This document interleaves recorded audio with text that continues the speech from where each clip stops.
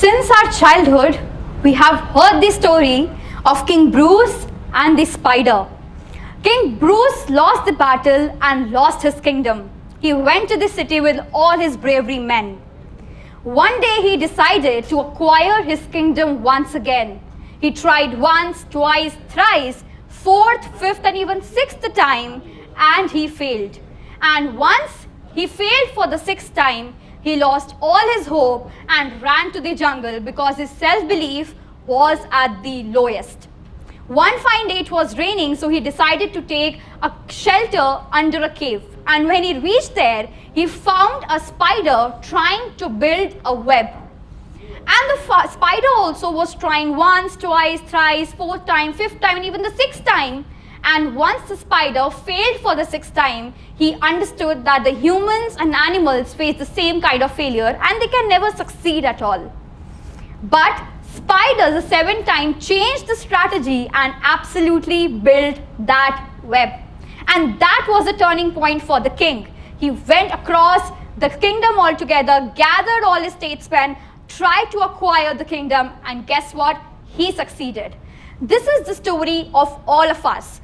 We have dreams, we have accomplishments, we want to do a lot in our life. But once we try to achieve them, we face failures, and those failures become a milestone for us that we will not be able to do anything in our life. Hello ladies and gentlemen, this is Pooja Gulati, here to give you a lease of hope today that how hidden gem of self-belief and the environment we live in really governs that what kind of success that we can have in our life. Alright, so before I move forward with the theme of our event, I want all of you to please concentrate on this slide that I'm presenting in front of you. So let me ask you a simple question altogether. When you see yourself in mirror, do you see a lion or a lioness, or do you see a failure?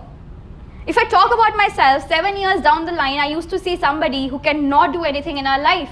But today when I see myself as a woman who has a cape and can accomplish whatever she wants to do. So our today's theme really stands at Dare to Revolutionize. But people, let me teach you what my revolution has been. I'm here today to give you some of the lessons from my journey. The girl you see on the left was me, as a small girl who was bullied for a good 8 years in her childhood. People used to call me by names, and I believe this is the kind of mindset we all have. If somebody is fair, we call it by different names. If somebody is quite thin, we call them by different names. And this was me. People used to point fingers on me, and I became a victim. And when I did so, I lost my self-belief, self-confidence, no socializing. I lost my identity. The girl you see on the left was me 7 years back.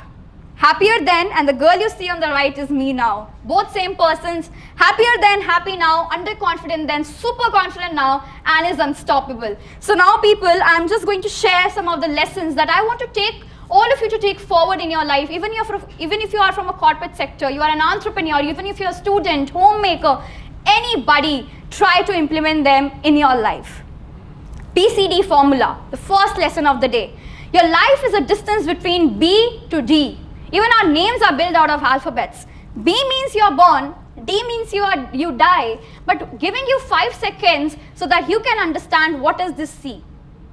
Some of you would say that C may be career or confidence, but people, C means your choices. What choices do you make every single day? You all chose to wear the kind of clothes you want to do today. You all chose your career options. But choices here means when you face a failure, what choices do you make to bounce back? So make your choices wisely, everyone. Next, self-doubt is acceptable, but living with it is a shame, everybody. I know all of us face a lot of self-doubt. Sometimes we hit the rock bottom and lose all our hope, all our faith in our own abilities. Sometimes even our families deny to accept us, but living with it is a shame, everyone. How you rise yourself up, how you prove yourself that yes, you are way beyond your own self-doubt. Your own growth starts when you decide to do something amazing in your life. What is the vision and mission of your life? That really matters. And if your goal is identified and if you know yourself very well, this shame can become into an opportunity. And always remember, Every hurdle comes in your way to make you understand the importance of opportunities. This is called SWOT analysis, to make sure that you're doing it very well. Your life without a mission and vision is questionable. So most of the people say when you have a startup, when you are an entrepreneur, only then you are meant to have a vision and a mission, people. Let me tell you, even as an individual, even as a student, even as a homemaker, you should have a vision and mission for yourself. What do you want to give back to society? If I talk about myself, my mission is that I really want to empower the youth of our nation, those who are unemployed. We have seen a lot of youth who have so much of capability, but why they are sitting idle? Why they don't have opportunities? There's something lacking. So our mission is to empower them. If I talk about my vision also, I want to empower 10 lakh people, 10 lakh youth. What is your vision and what is your mission, everyone? This is something that's very important. Do something for the society. It's time to pay back, and life is a boomerang. Once you give back, it is going to come back to you in multifolds. What pushes you forms you. So people, when I went into my college, it was my first day. I did my graduation from Delhi University. When I went there, what happened was everybody was super confident, knew what they want to do, super energetic, and look at me, I was a complete lallu that day.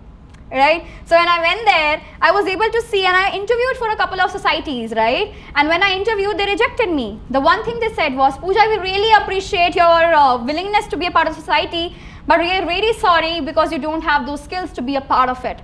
That really pushed me hard. So people, when God gives you any kind of weaknesses or any kind of difficult situations, don't ask him, why me? Just change your perspective and ask, why me? Why is this situation in my life? What God is trying to educate me out of that, and that particular situation made me realize that if I will not be able to clear interviews, no job, no internship, matlab no paisa.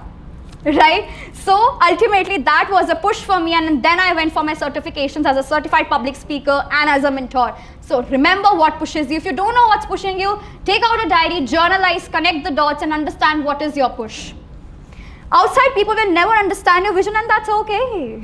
Isn't it? That's okay. So I'll tell you, when I started my journey, I used to post about it on social media. All of my relatives are there, all of my friends are there. So when I used to post about it, only I used to get 1 like, 2 like, that's it. But if somebody is getting engaged, married, pregnant, roka fight, thousands of comments, thousands of likes, what does that mean? You can clearly see what society validates and society not. It's on you, people. Nobody is bound to understand your vision. It's you who need to prove the others that yes, whatever vision you had, you can materialize it into reality by taking inspired action, by having good planning. So work on it, people. Don't give up. Ego. So people, when I started getting a couple of accomplishments because of the grace of God and my parents' support, altogether what happened, I got a new friend in my life. 3 words, ego, which made me lose all of my relationships, made me lose a startup and lose 10 lakh rupees. And now I understand that why it was there in my life, that it was there so that I can learn that every person carries a capability. Every person is humble. We need to respect everyone across. So people, whenever you start getting accomplishments, take it as an opportunity, take it as a blessing that God will be using your pockets to bless others. So take it in that way, and please be aware of this particular friend of yours. Next is leap of faith. That's me. So people, when I failed the start of failure, I took a leap of faith. I went to Goa. My parents booked the seat for me for an entrepreneurial program for 7 days in Goa. I went there, I participated, and one thing that I realized was that I started my startup with passion but zero knowledge. This is the reality of everybody. We are passionate about somewhere. Someone says, I'm passionate about software, I'm passionate about fashion, but do you know the technicalities about it? If you're passionate about software, if you don't know anything about it, that's a no-no.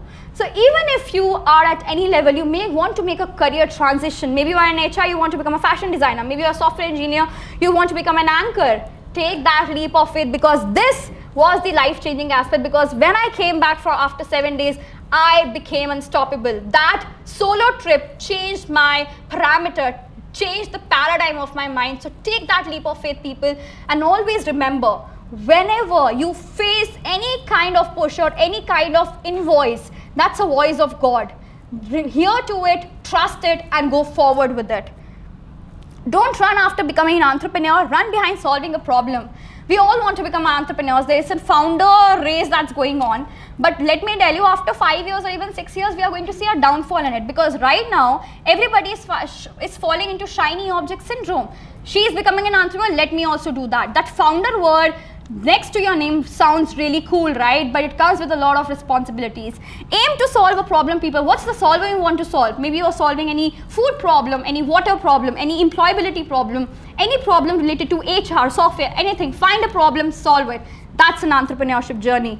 Dating yourself first will always save you. When we start dating somebody, we give our time to them, love to them, attention to them, expectation starts rising up. But what if we start expecting the same way from ourselves when we want to grow in our life? We would be seeing a skyrocket in our career. If I talk about myself, I try to give myself a bouquet every Sunday. Why to wait for somebody to gift you something? Why to wait for any damn one to treat you like a princess or to treat you like a prince? You can do anything for yourself, people. You have that capability. You have that determination. You are universe in your own self. If you can dig deep into your brain, you will find that your brain is way bigger than a universe. So start expecting more from you and start loving yourself. I can kiss myself. If I tell somebody, can you kiss yourself in front of everybody, people would hesitate. Why? Because they think that people will judge you, and that's a downfall. That seems that you don't love yourself. Start loving yourself, people. You are the only one you have got. It's better to fail at ordinary than to succeed in imitation. I'm very proud to say that I failed a startup because I was doing something that I liked. What if I succeeded in doing a digital marketing or a software thingy and I was not passionate about it? I started because somebody else was doing it. Initially, I could have become successful, but after like 7 months, 8 months, when the downfall will start hitting in, definitely that aspiration of quitting will start coming forward because it was not something that I was really passionate about. So people, make sure that you fail at ordinary and you don't succeed at imitation. Be yourself. Try to understand who you are. What's your passion? If you don't know what it is, start exploring yourself. Life is a good journey, people. Even if you're 30, 40 watching this or even sitting here, let me tell you, age is just a number. There was a lady I read about her. She started her khagra business at the age of 85 and she is a multi-billion dollar company. She holds that. Age is just a number. Your time is now. Take it, channelize it. Last PPT of the day, and then I will give you a bonus tip, everybody. You can have anything you want if you are willing to give up the belief that you can't have it.